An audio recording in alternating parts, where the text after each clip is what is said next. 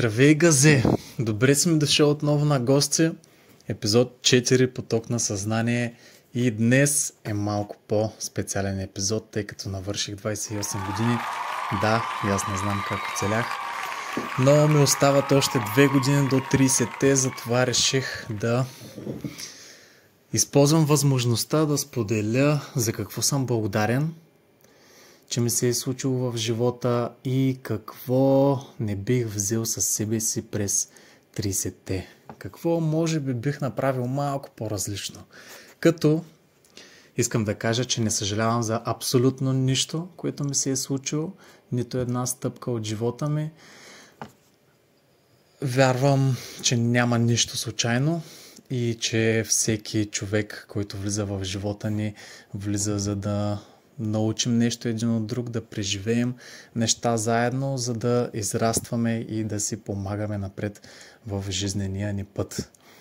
Та, независимо как са приключили нещата, независимо дали е имало интриги, драми, съм благодарен на абсолютно всеки един, който е минал през живота ми и всяка една трудност, с която съм се сблъскал, тъй като тя ме е направила това, което съм в момента и са ми помогнали изключително много да разбера повече за себе си, колко съм устойчив, какво мога, какво съм способен, къде са ми границите, къде приключвам тотално и какво не бих искал да кажем дори за напред да ми се случва в живота. Затова исках да споделя тези неща, тъй като може да са ти полезни в моментната ситуация. Най-вероятно, ако си по пътя на личностовото израстване или духовно развитие, търсиш такъв тип тематика, са ти излизали всякакви клипове на тема Monk Mode или това да се изолираш, да преследваш някакви цели,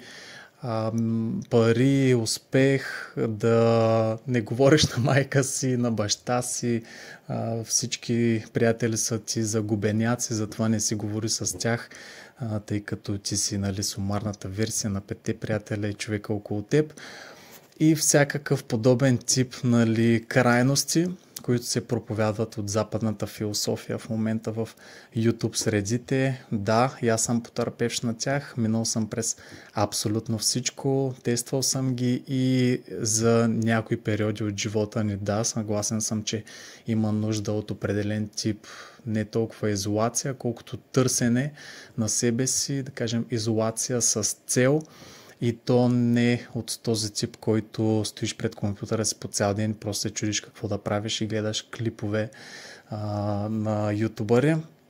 Ами по-скоро едно търсене, едно приключение, на което да се впуснеш, да минеш през абсолютно всички фази на емоционалността си, на страховете, които не съзнаваш, че те управляват, да разгадаеш изобщо какво искаш, от какво се интересуваш, какво не искаш в живота си и как искаш да продължиш занапред, което ти показва впускането в приключение, за което съм напълно за и никога да не се притесняваш от това да се впуснеш на нещо подобно, което само би било в полза за теб. Но този модерен аскетизъм, в който да гоним неща, които и ние не знаем дали имаме нужда от тях или някакъв успех, който е само в главата ни, който даже нямаме намеренията да споделяме с някой друг, за мен не е пътя и не води до нищо хубаво, а по-скоро такъв тип създатели на съдържание се опитват да вложат един страх в теб, за да можеш, понеже да, те имат курсове, искат да продадат тяхната философия върху живота, имат продукти, които да ти помогнат да тръгнеш по този път, да стигнеш до края му, да те научат на дадени умения. Да, всичко е супер, но те го правят чрез това да вкарват страх в теб, който да те провокира да действаш в дадена посока. Което ме навежда на мисълта, че съм абсолютно благодарен, че съм се забавлявал изключително много през 20-те ми години. Изобщо не ми е чуждо. Аз съм малко и кръчмарска мебел от малък. Банкетите не са ми чужди. Имам банкетна култура и съм копонясвал с дни и нощи, за което не съжалявам изобщо. Като малък бях малко по-затворен тип, не знаех как да комуникирам, чувствах се супер неловко в такива социални ситуации, особено с групички, като когато преоткрих партията, се отприщих и някак си намерих тази свобода на израз, на това да съм просто себе си, да съм отпуснат, дори да се запознавам с нови хора, да преоткривам нови светове и да се чувствам в свои води, което ми беше изключително полезно да се развия. И го правех от любов към музиката, тъй като смея да твърдя, че музиката ме е спасила до някаква степен в живота ми, в тези трудните ситуации, в които не си знаел как да се справиш и нали, когато една песен просто ти проговори и ти даде малко нова надежда в живота. От тогава нали, така съм изградил една любов към музиката, към хаос, към рап, към хип-хоп, към олдскула, към всичко просто, което така ти говори директно на сърцето и можеш да се намериш в него. И оттам се повлиях, нали, да тръгна по партията, да експериментирам, да видя какво се изобщо, какво се случва там, как се случват нещата. И да, всичко, за което сте чували, се случва, но от теб зависи до къде ще си позволиш да се впуснеш. Ако отиваш наистина с наслада, с удоволствие и просто се впускаш в едно преживяване, което не е пагубно за теб, можеш да си извлечеш само позитиви. Естествено, ако стигаш до крайности, нищо хубаво не можеш, тъй като се прекрачва една граница. Но аз съм напълно благодарен, че съм имал възможността и съм имал възможността да ходя на такива места, да се запознавам с нови хора, да ми се случват много приключения. Живях и в Ибиза няколко месеца. Да, имаше един период, в който ходех на партията, социализирах изключително много и се случваха супер интересни неща, за които съм благодарен и не бих заменил за нищо на света. Да, може би няма да ги взема със себе си сега в 30-те, вече не съм в този начин на живот, изобщо даже не стъпвам, скоро не съм стъпвал, което малко така е тъжно, но нали, този начин на живот, ако го усещаш, че е за теб, ако усещаш, че изпитваш нали, голямо удоволствие, имаш ентусиазъм просто да ходиш на такива места и да се впускаш нали, в всевъзможни преживявания, тогава просто го прави. Нали, няма нужда да се противопоставяш някакси на себе си и да не се впускаш в нещо, което те вика да си там. А и там ще откриеш много неща нали, за комуникацията с другите хора, ще приемеш неловкостта, ще се научиш да приемаш и все различни хора, следователно да приемеш и себе си. И да, смятам, че се научаваш просто да така, приемаш свободата до някаква степен. Вече стига да не става свободия, нали? Само пак казвам. Друго, за което съм благодарен, са жените, които са били в живота ми, дори и да не са приключили добре нещата. Съм изключително благодарен на всяка, която е влязла в живота ми и сме научили нещо един от друг и ме е търпяла. Нали, никой не влиза във връзка за да приключи тя, но в течение на обстоятелствата така се случва, че поради една или друга причина просто не се получават нещата. Вярвам, че дори да приключат, е добре да се стигне до нали, добри намерения, тъй като сте споделяли преживявания, уязвими сте били един към друг и, както казах, пак няма случайни неща и хора, които да прекрачват така пътищата ни. Затова смея да твърдя, че всяка моя връзка е била много трансформативна и така ми е помагала да изкара страховете ми на повърхността, да се сблъскам с тях, с комплекси, с неща, които не съм подозирал дори, че ме водят, че са част от сянката ми и да се справя с тях тогава, понеже няма друго пространство, в което ти да си провокирам по такъв начин, от този човек да изкара емоция от теб, за да можеш да се справиш с това, което не виждаш.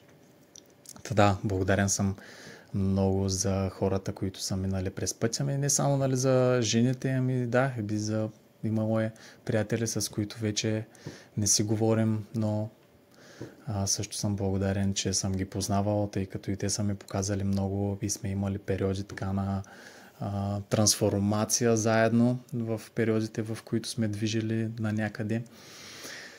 Та да, благодарен съм за това, че съм се впускал винаги в някакъв тип предизвикателства, не съм бягал от трудностите, не съм се страхувал да не знам какво се случва около мен, дори да съм нямал необходимите умения на момента в някаква нова работа или да, като съм ходил в чужбина, когато не съм излизал дори от България, за пръв път попадам някъде в чужда страна, съм благодарен, че са ми се случвали по такъв начин винаги нещата да ми се наредят стъпка по стъпка и аз просто да се впусна в преплитането на тия преживявания и да се уча докато се случват, а не първо да чета.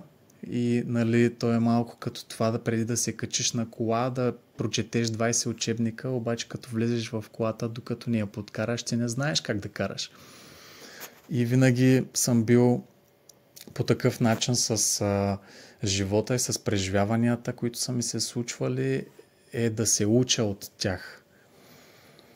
Момента, в който сгреша под една или друга форма, е момента, в който аз търся как да запълня пространството с научаване на някакво ново умение или какво е решението за този проблем, с който съм се сблъскал, а не обратното, тъй като съм забелязал, че обратното не е толкова приложимо, колкото е да се учиш от живота. И колкото и книги да четем, колкото и знания да трупаме, ние, когато се сблъскаме очи в очи с предизвикателството, пак можем да избягаме от него или да нямаме просто вътрешния капацитет да останем в тази емоция, която се издига в нас и просто да се научим как да я регулираме на момента. Затова и доста хора просто се страхуват да започнат нови неща, страхуват се да се променят и защото промяната изисква точно това. Ти да погледнеш страха очи в очи и да загърбиш всичко, което си знаел до сега, за да научиш това, което ще ти се покаже. Затова да, минавал съм през доста трансформативни периоди, след които съм излизал тотално друг човек, поне под моите разбирания, под моите виждания, за които съм изключително благодарен, но за такъв тип промени и преживявания, за да ни се случат, е необходимо да отпуснем контрола, тъй като ако искаме да контролираме абсолютно всяка една ситуация, човек, който не влиза в живота, ние просто се задържаме за старата версия, която не иска да ни пуска. Просто това е чист защитен механизъм на егото. За какво друго? Благодарен съм на приятелите, които съм успял да задържа през годините. Имам изключително близки хора до себе си, без която подкрепа, както и от родителите, без която подкрепа може би нямало да успея да бъда толкова устойчив в нещата, тъй като когато имаш подкрепата, дори тиха подкрепа да е от близки хора и не се отказват от тебе, или не те гледат, нали, под въпрос заради нещата, през които минаваш, винаги подсъзнателно или е така просто на бекграунда знаеш, че имаш подкрепата от тези хора и те няма да те оставят въпреки нищо. Въпреки всичко, да. Благодарен съм за това, че физически никога не съм се оставял, винаги съм поддържал някаква форма. Да, имало е периоди, в които така съм изоставял фитнес или не съм се хранил толкова като хората, заради други приоритети, но тъй като тренирам от, кажи речи, седми клас, а и преди още от първи клас съм тренирал различни спортове и бойни спортове и нали, винаги съм имал някаква физическа активност, което така ми е вкоренено в психиката, че без нея няма как. И съм забелязал, че дори в трудните ми периоди или когато съм оставал без работа или в тези периоди на промяна, на трансформация, съм запълвал това пространство с физическа активност и то точно с целта да преодолея физическата блокада, нали, физическите блокажи, които са предимно ментални.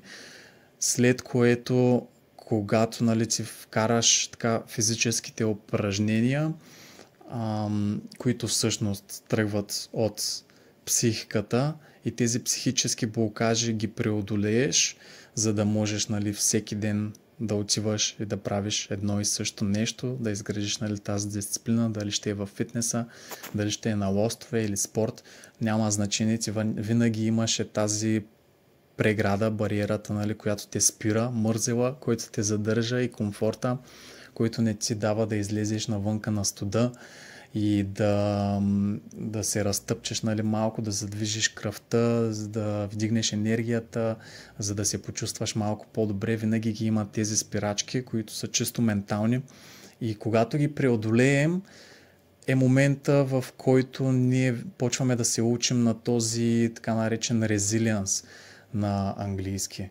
На това постоянство, на дисциплината, която ни подготвя вече за следващия период, който ще ни се случи в живота. Дори в момента, да кажем, сме без финанси, без работа или пък нали, просто да сме в такъв етап в живота, не трябва да загърбваме физическата дейност, нея можем да я вършим навсякъде, по абсолютно всяко едно време, с каквито ресурси имаме, но да, има и безплатни такива или да бягаме, няма значение, защото това е начинът по който ние прескачаме бариерата на психическите блокажи, с които ние поддържаме мислите си прави, вдигаме енергията, която вече енергия ни помага ние да случваме нови преживявания, да привличаме нови взаимоотношения. Един вид, ние ако поддържаме енергията си на високи нива, сме по-забележими за света и привличаме неща, които ще ни помогнат само да преминем този период.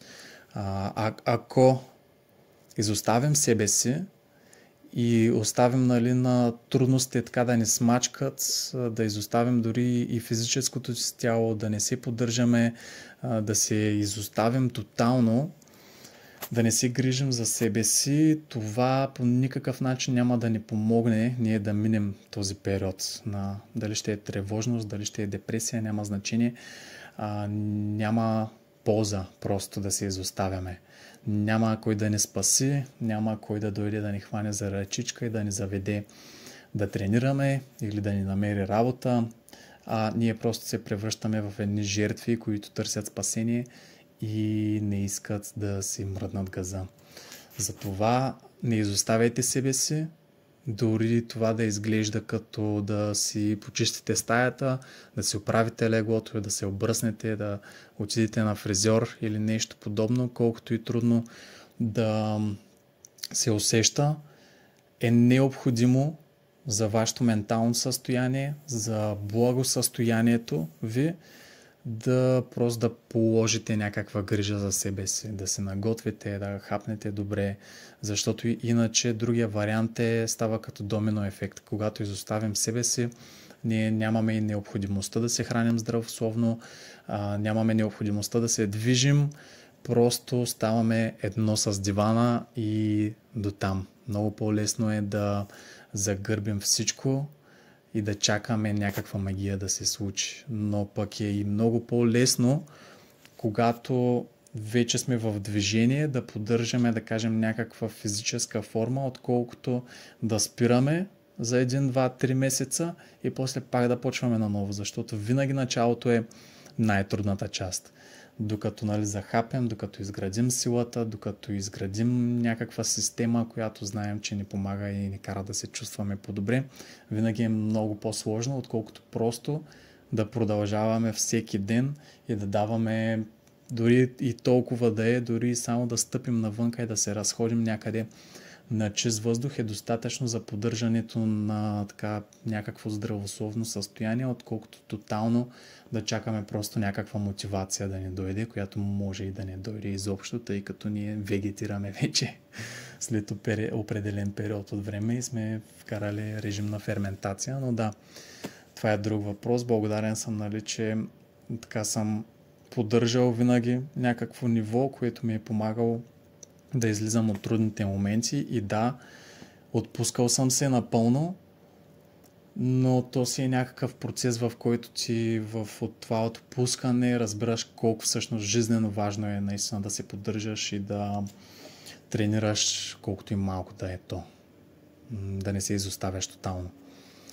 Благодарен съм също за такъв тип предизвикателства, в които, нали, сам се вкарвам в ситуации, в които трябва да израсна малко или много. Искам или не искам, просто е необходимо аз да израсна и да се сблъскам с някакви илюзорни страхове, които имам в себе си, което е и това, което правя в момента, тъй като в главата ми в началото бяха изключително много спирачки и ограничаващи вярвания, нали, за някакъв срам също имах в себе си, или пък, че някой ще ме коментира, някой ще ми се присмива. Да, такива неща, които даже е вероятно да стоят още от тинейджърски години, но само единствено те спират не за да правиш съдържание, както аз правя в момента, ами те спират генерално.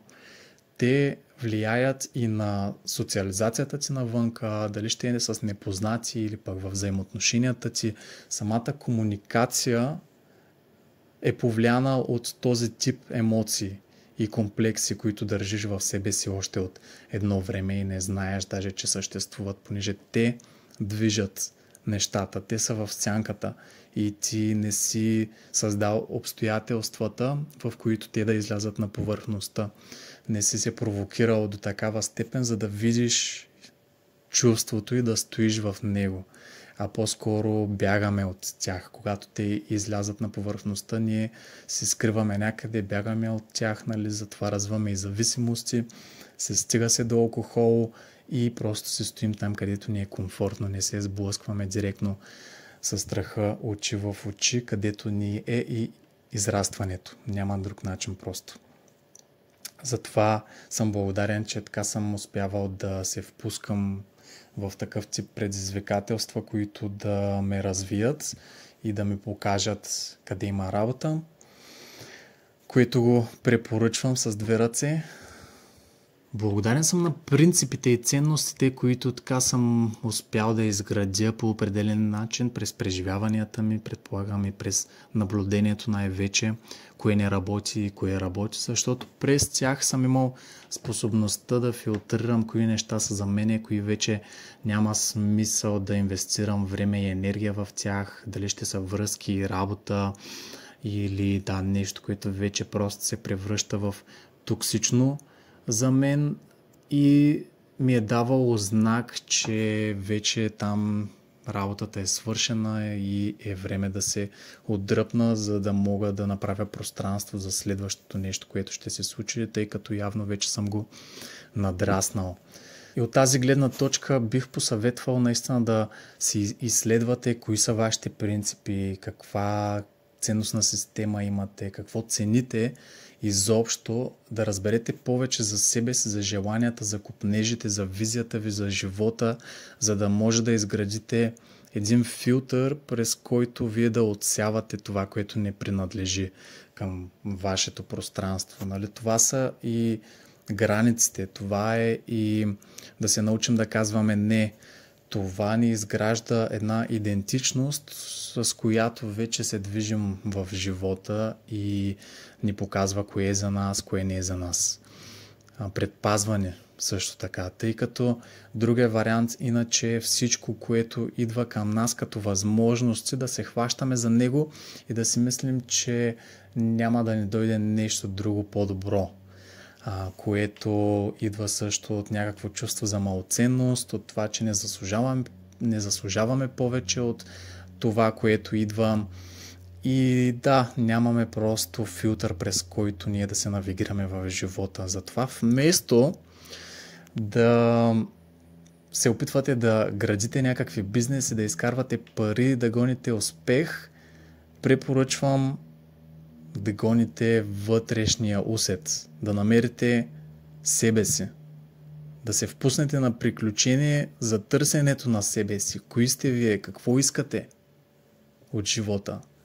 Тъй като съм почти сигурен, че ако в момента си зададеш въпроса какво искаш, какво наистина искаш, няма да имаш точен отговор. Или отговорът няма да е твой. Всички имаме отговори на база на това, което обществото ни е казало, че имаме нужда или че искаме, или в процеса на израстване просто сме изградили някакви убеждения за това какво ни е необходимо на нас, за да оцелеем. Обаче какво наистина искаме? Кои неща сме загърбили и сме си казали, не, тези неща няма да ми изкарат пари, затова няма да се занимавам с тях, ами ще се впускам да стана инженер. Кои неща са лично твои? Кои неща ти носят ентусиазъм? Колкото и глуповати да звучат за другите, те са си лично твои. Те са нещата, които те правят да си ти. Не са нещата, които те приобщават към едно общество, което да кажем е богато или е с някаква титла и нали, може да се приобщи така към масата и да каже аз съм такъв, аз съм еди какъв си. А кои неща те правят да си ти, да си странен, да си нали, по-уникален от другите, да си различен. Кои неща са тези за теб? Кои са си лично твои? Доста е трудно да се отговори в началото, ако не сме поели на подобен тип пътешествие, тъй като ние не сме се сблъскали с достатъчно различни хора и дейности и хобита, не сме пробвали различни неща, които да ни покажат кое не е за нас и кое е за нас. Нямаме рамките, в които ние да се сложим. Не казвам, че е необходимо да си слагаме някакви рамки или да имаме някаква твърда идентичност, но е добре да намерим тези лично наши неща, които просто ни носят ентусиазъм в живота и ни карат да ставаме всяка сутрин. Движат ни. Те са нашата движеща сила, жизнена сила. Ако вече си ги намерил тези неща, поздравления! Всеки един от нас смятам, че е поел на подобен тип пътешествие към откриването им и знам, че пътят е сложен точно защото е уникален, точно защото никой не е минал по него, но е изключително изпълнен с смисъл, с призвание, с нещото, което ти можеш да допринесеш към общността и ще ти направи цял. Щом те направи цял, ти вече ставаш човек, който допринася съвсем натурално. Той допринася просто с присъствието си. Дали ще е на близките ти, дали ще е на приятели, независимо къде стъпиш, ти ще допринасяш с това, което си. С това, което можеш да дадеш на останалите като стойност. Няма да са научени неща, които си наизустил от 30 YouTube клипа, от 15 книги, 300 семинара и така нататък, ами ти ще си стойността. Ти вече, чрез преживяванията и трудностите, които си преминал, те вече са вградени в самата ти личност. Но ако страниш от тези неща, които те правят уникален, ти просто се опитваш да се приобщиш към нещо, което вече съществува, вече е познато и хората така ще те прегърнат с отворени обятия, тъй като вече знаят за какво става въпроса. Винаги, когато е нещо непознато, нещо ново, нещо нетрадиционно, хората така са с въпросителен кой е той, какъв е, нали, защо така се държи, примерно, или защо, с какво се занимава, нали. Винаги е така вдигната едната вежда. Дали ще е с пренебрежение, дали ще е под въпрос, си е техен проблем, не твой. Твой проблем е ти това да не го приемаш лично. А да се стремиш да изграждаш тази увереност, устойчивост и просто нещата, за които си призван, за да си на този свят. Това е да си откриеш мисията, това е да си разгърнеш потенциала. И тези неща, като ги намериш, вече просто ще забравиш за всякакви тревожности, депресии и всички други малко модернизирани така неща. Не казвам, че не съществуват, но са твърде преекспонирани и твърде много мислим върху тях. Твърде много се вкопчваме в проблема, а не търсим решението. Ние говорим постоянно за проблема и той само се увеличава и увеличава, тъй като вече става един метафизичен проблем.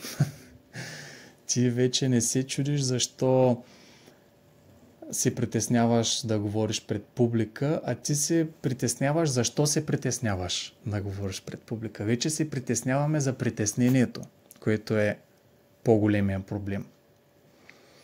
Но момента, в който се насочиш към решенията, излезеш извън тази си обвивка, излезеш от главата си, търсиш по-скоро решения спрямо това как ти можеш да си полезен с твоите качества, с твоите умения, с твоите разсъждения, умисъл и така нататък, как можеш да допринесеш. Оттам нататък вече ще ти се открият нещата, с които можеш да си още така в плюс на всички около теб и общността. И да, мога само да препоръчвам поемането на това пътешествие. Нали? То е точно пътешествието на героя, което е разказвано и в Властелина на пръстените, Междузвездни войни, Хобит, нали, по-известните филми, но всичко се върти около тази митологична свещена приказка за пътешествието на героя. Минаването през трудностите му, преоткриването на себе си, вече връщането към дома, обаче с активирания потенциал. И за да не става твърде дълго, благодаря ти и на теб, че гледаш и че сме заедно по това пътешествие. Ще се радвам да съм полезен, ако мога с нещо. Пиши ми в Instagram, може да се свържеш директно с мен на Комфортна зона. Скоро се очаква да пусна общността в School, в която ще можем така да дискутираме такъв тип психологически теми, малко по-задълбочени, свързани с емоциите, с взаимоотношения, с просто абсолютно всичко, което ни е на сърце.